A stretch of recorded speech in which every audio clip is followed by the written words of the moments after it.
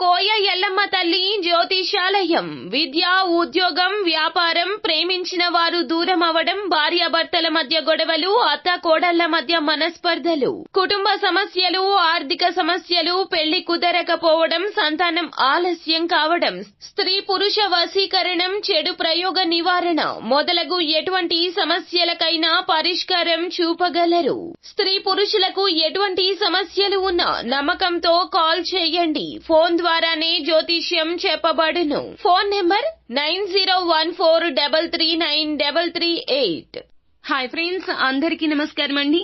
November మాసంలో 23వ తేదీ అనగా శనివారం తిథి. ఈ రోజున తులారాశి వారి జాతకులు మీరు ఇక తడిగుడ్డ వేసుకొని పడుకోండి. ఎందుకంటే జరగబోయేది ఇదే. భగవంతుని దయ, భగవంతుని కృపా కటాక్షాలు మీ వెంబడి ఉండబోతున్నాయి. ఈ రోజున అనగా శనివారం తిథి నాడు ఎటువంటి అద్భుత ఫలితాలు మీరు పొందుకోబోతున్నారో, జరిగే శుభ అశుభాలు ఏమిటో ఈ వీడియోలో తెలుసుకుందాము. అంతకంటే ముందు ఫ్రెండ్స్, వీడియోని పూర్తిగా చూడండి. అప్పుడే మేము ఏం చెప్పబోతున్నామో మీకు అర్థమవుతుంది. వీడియో గనక మీకు నచ్చినట్లయితే గనక లైక్ చేయండి. మీ లైక్ మాకెంతో సపోర్ట్ అండ్ ఎంకరేజ్మెంట్ గా ఉంటుంది. ఇక ఆలస్యం చేయకుండా వీడియోలోకి వచ్చేద్దాం. ఈ నవంబర్ మాసం 23వ తేదీ శనివారం తిథి నాడు తులారాశికి సంబంధించిన వారందరికీ చాలా బాగుంటుంది. ఈ రోజున ఈ రాశి వారు 2 పడవల మీద ప్రయాణం చేస్తారు. ఒకవైపు సొంత పనులు చూసుకుంటూనే మరొక వైపు బయట పనుల మీద దృష్టి పెడతారు. ఇంటిని చెక్కబెట్టుకుంటూనే బయట వ్యవహారాల్లో కూడా ముందడుగులు వేస్తారు. కెరియర్ మీద అలాగే హాబీస్ మీద సమపాళ్లలో దృష్టి పెడతారు. కుటుంబ సభ్యులతో ప్రేమగా మాట్లాడతారు. బయట వ్యక్తులతో కలివిడిగా ఉంటారు. ఎవరు మంచివారు ఎవరు చెడ్డవారు అనే నిర్ధారణకు సులువుగా రాగలుగుతారు. శత్రువులపై విజయాన్ని సాధిస్తారు. ప్రతి పని జాగ్రత్తగా బ్యాలెన్స్ గా చేస్తారు. శత్రువులను ఎక్కడ ఉన్నా కనిపెట్టగలుగుతారు. వారికి మీరంటే ఏంటో రుచి చూపిస్తారు. చిన్న పెద్ద గురువు దైవం అన్న సూత్రాన్ని తూచా తప్పకుండా పాటిస్తారు. ఆర్థిక పరమైన స్థితిగతులు అన్ని మెరుగ్గా ఉంటాయి. తాకట్లలో ఉన్న బంగారం విడిపించడానికి, అప్పులు తీర్చడానికి, అప్పులు ఇవ్వడానికి, లోన్స్ ని క్లియర్ చేయడానికి కాలం బాగుంది.